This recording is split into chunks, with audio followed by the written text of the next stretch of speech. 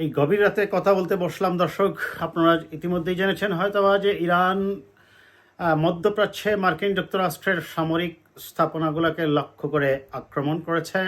যদিও এই আক্রমণে এখন পর্যন্ত সর্বশেষ যে সংবাদ, এখন পর্যন্ত কোনো ক্ষয়ক্ষতি হয়নি, কিংবা যে কয়টি মিসাইল নিক্ষেপ করা হয়েছিল তার সবগুলিকেই আকাশে নিষ্ক্রিয় করে দেওয়া হয়েছে এবং একটি মিসাইলকে তারা গতিপথ ঘুরিয়ে দিতে সমর্থ হয়েছিল।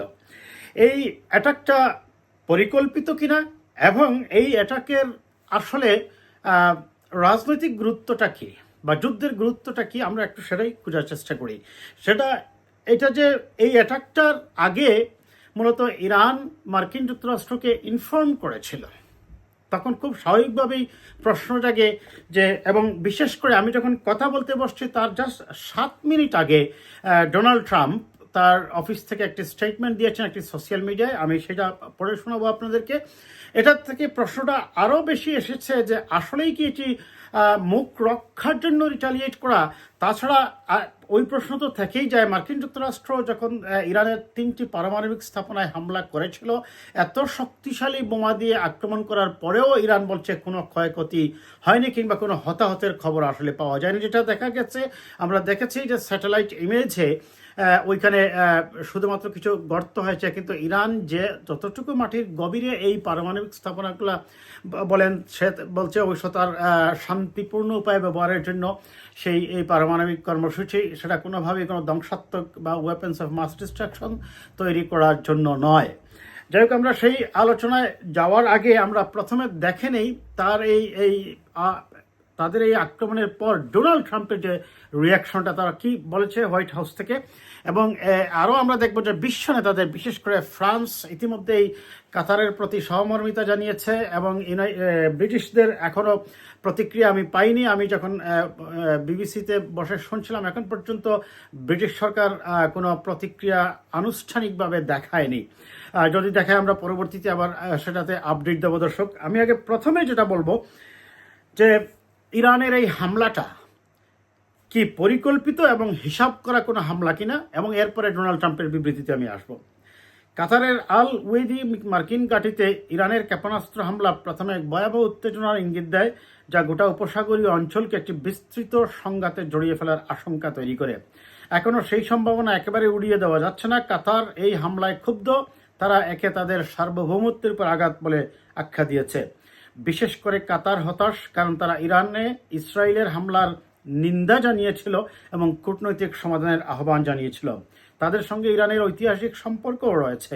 উভয় দেশ সমুদ্রের মাঝে থাকা একটি বিশাল গ্যাস ক্ষেত্র বাঁক করে ব্যবহার করে। তবে ইরানের এই হামলা ছিল সুপরিকল্পিত। এখন পর্যন্ত কোনো হতাহতের খবর পাওয়া যায়নি এবং ধারণা করা হচ্ছে ইরান আগেই ইঙ্গিত দিয়েছিল। সেটা পরবর্তীতে ডোনাল্ড ট্রাম্পের স্টেটমেন্ট থেকেও বের হয়ে আসে।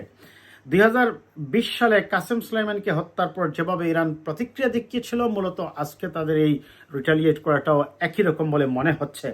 মাত্র 6টি ক্ষেপণাস্ত্র নিক্ষেপ করা হয়েছে, এটা অবশ্য আপডেট দেওয়া হয়েছে, আরও বেশি ক্ষেপণাস্ত্র মেরেছিল। মার্কিন হামলার প্রতিশোধ নেওয়ার প্রতিশ্রুতি রক্ষা করা, কিন্তু এমনভাবে নয় যাতে যুক্তরাষ্ট্র ও তার মিত্রদের মধ্যে ভয়াবহ পাল্টা প্রতিক্রিয়া সৃষ্টি হয়। এখন সিদ্ধান্তের পালা প্রেসিডেন্ট ট্রাম্পের। যাই দর্শক, সেটা আমি আমার ব্যাখ্যা আসবো। এখন সেই সিদ্ধান্ত নেওয়ার পালা যে ডোনাল্ড ট্রাম্পের, তিনি তার সিদ্ধান্তে কি বলেছেন। তিনি প্রথমেই বলছেন যে ইরানস অ্যাটাক ওয়ার ভেরি উইক, অর্থাৎ ইরানের প্রতিক্রিয়াকে খুবই দুর্বল বলেছেন ট্রাম্প, এবং আমাদেরকে আগেই নোটিশ দেওয়ার জন্য তিনি ইরানকে ধন্যবাদও জানিয়েছেন। সামাজিক মাধ্যমে এক পোস্টে কথা বলেন মার্কিন প্রেসিডেন্ট ডোনাল্ড ট্রাম্প। ইরান তাদের পারমাণবিক স্থাপনা ধ্বংসের প্রতিক্রিয়া খুবই দুর্বলভাবে দিয়েছে, যা আমরা আশা করেছিলাম, এবং খুবই কার্যকরভাবে প্রতিহত করা হয়েছে। ট্রুথ সোশ্যাল মিডিয়ায় তিনি সেটা বলেছেন। তিনি বলেন যে ইরান 14টি ক্ষেপণাস্ত্র নিক্ষেপ করেছিল, 13টি ধ্বংস করা হয়েছে, যেটা আমি আগেই বলেছি, এবং একটি অন্যদিকে চলে গেছে, অর্থাৎ ডাইরেকশনটাকে তারা ডাইভার্ট করে দিয়েছে। কোনো আমেরিকানের ক্ষতি হয়নি, তেমন কোনো সম্পদের ক্ষয়ক্ষতিও হয়নি। তিনি বলেন এমনকি কাতারের কোনো বাসিন্দাও হতাহত হয়নি। সবচেয়ে গুরুত্বপূর্ণ বিষয় হলো তারা তাদের সিস্টেম থেকে সবকিছু বের করে এনেছে এবং আশা করি আর কোনো ঘৃণা থাকবে না। এই কথাটা অত্যন্ত গুরুত্বপূর্ণ দর্শক। আশা করি আর কোনো ঘৃণা থাকবে না। এবং তিনি বলছেন, আমাদেরকে আগেই নোটিশ দেওয়ায় আমি ইরানকে ধন্যবাদ জানাতে চাই। সম্ভবত এইটাই সবচেয়ে গুরুত্বপূর্ণ, তার এই 3টা বাক্য দর্শক। সম্ভবত ইরান এখন এই অঞ্চলের শান্তি ও সম্প্রীতির দিকে এগোতে পারে এবং আমি উৎসাহের সঙ্গে ইসরায়েলকেও একই কাজ করতে বলবো। এটি তার সোশ্যাল মিডিয়া একটা স্টেট। আমি শেষ লাইনটা আরেকবার পড়ছি দর্শক, তারপর আমরা আসবো আমাদের বিশ্লেষণে। সম্ভবত ইরান এখন এই অঞ্চলের শান্তি ও সম্প্রীতির দিকে এগোতে পারে এবং আমি উৎসাহের সঙ্গে ইসরায়েলকেও একই কাজ করতে বলবো। এখন প্রশ্নটা হচ্ছে, কেন ডোনাল্ড ট্রাম্প তাদের উপর আক্রমণের পর কেন তিনি এই ধরনের স্টেটমেন্টটা দিলেন?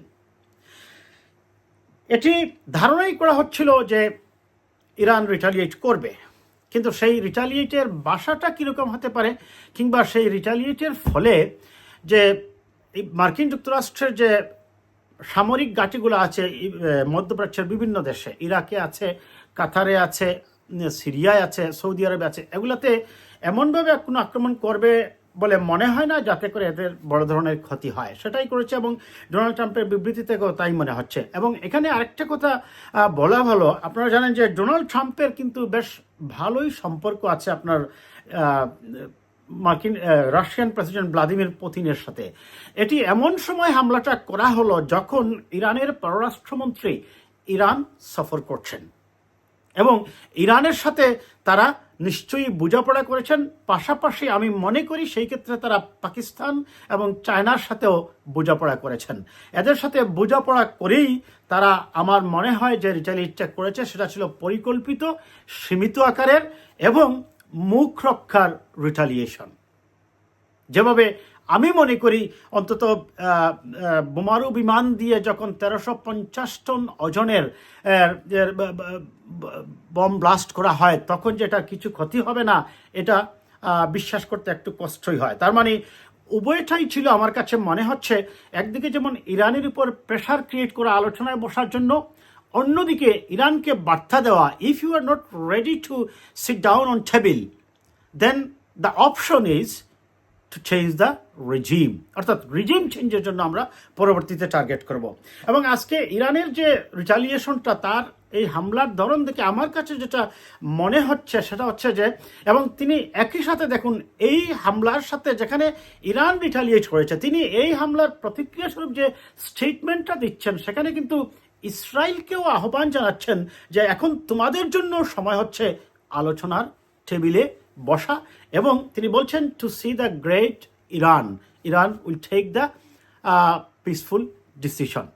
এই ধরনের হামলার পরে আমরা সচরাচর যেটা দেখি, তাছাড়া বিশ্বের সবচেয়ে শক্তিশালী অস্ত্রের দিক থেকে বলুন, অর্থের দিক থেকে বলুন, উভয় ক্ষেত্রে তারা বিশ্বের সবচেয়ে মোড়ল। তাদের কোনো স্থাপনায় হামলার পর এই যে রিয়াকশনটা ডোনাল্ড ট্রাম্পের, আমার কাছে মনে হচ্ছে এটি ইরানের যেমন মুখ রক্ষার রিটালিয়েশন, ঠিক তেমনি মার্কিন যুক্তরাষ্ট্রেরও উভয় পক্ষকে, ইরান এবং ইসরায়েলকে আলোচনার টেবিলে নিয়ে আসার জন্য সুযোগ দেওয়া হচ্ছে। তবে এখানে মনে রাখতে হবে, ইসরায়েল নিশ্চয়ই আগে তাদের দিক থেকে আক্রমণটা করা হয়েছে, সেই ক্ষেত্রে ইসরায়েলকে হামলা আগে বন্ধ করতেই হবে। এক, দ্বিতীয়ত হচ্ছে ইরানের উপর আক্রমণ করে ইসরায়েল যে একটি সার্বভৌম দেশের স্বাধীনতার উপর হস্তক্ষেপ করেছে এবং তার যে কয়েকজন সায়েন্টিস্টকে হত্যা করেছে, অনেক মিলিটারি অফিসারকে হত্যা করেছে, এটার কি হবে?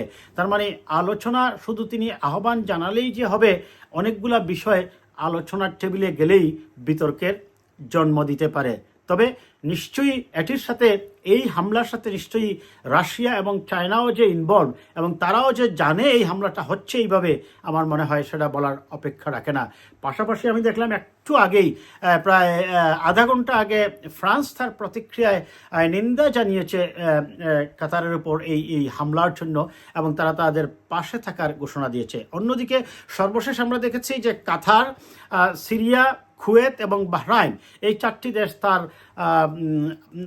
এয়ার ডিফেন্স, আমরা দেখি এখন মূলত অন্য কোনো শক্তির কাছ থেকে কী ধরনের প্রতিক্রিয়া আছে, এটা হচ্ছে বড় ব্যাপার। হচ্ছে আমরা সময় সময় অপেক্ষা করছি ডোনাল্ড ট্রাম্পের রিয়াকশনটা কি, বা হোয়াইট হাউসের যে রিয়াকশনটা সেটা কি হয়, এবং সেটার উপরই নির্ভর করবে মূলত এই যুদ্ধটা আরও সামনের দিকে এগিয়ে যাবে নাকি এখানেই থেমে যাবে এবং উভয় পক্ষ বসে একটি আলোচনায় পৌঁছাবে। তবে সেখানে ওই যে আমি আগেই আরেকবারও বলছি, বিতর্ক অনেকগুলোই থাকবে। একদিকে যেমন ইরানের সামরিক অফিসারদের হত্যা, সায়েন্টিস্টদের হত্যা, প্লাস ইসরায়েল যেখানে নিউক্লিয়ার ওয়েপন্স রাখছে বলে অনেকেই মনে করে, এবং এটা একটি ওপেন সিক্রেট ব্যাপার, বিকজ ইসরায়েল তার নীতিতে ঘোষণা করেছে তারা ডিনাইও করবে না তার কাছে পারমাণবিক বোমা আছে, আবার স্বীকারও করবে না তার কাছে পারমাণবিক বোমা আছে।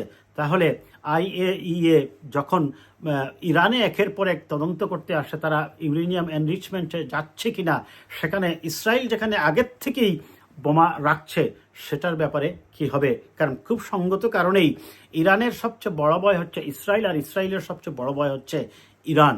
সেই ক্ষেত্রে বিশ্ব শক্তিধর রাষ্ট্রগুলা এবং বিশেষ করে ইরানের পাশে কতটুকু স্ট্রেংথ নিয়ে রাশিয়া এবং চায়না দাঁড়ায়, এটার উপরে নির্ভর করছে আগামী দিনের মধ্যপ্রাচ্যের শান্তির ভবিষ্যৎ এবং ইসরায়েলের যে আগ্রাসী মনোভাব, সেই আগ্রাসী মনোভাব থেকে সমগ্র মধ্যপ্রাচ্যকে একটি শান্তির জনপদ হিসেবে রাখতে নির্ভর করবে ইসরায়েলের গতিবিধি।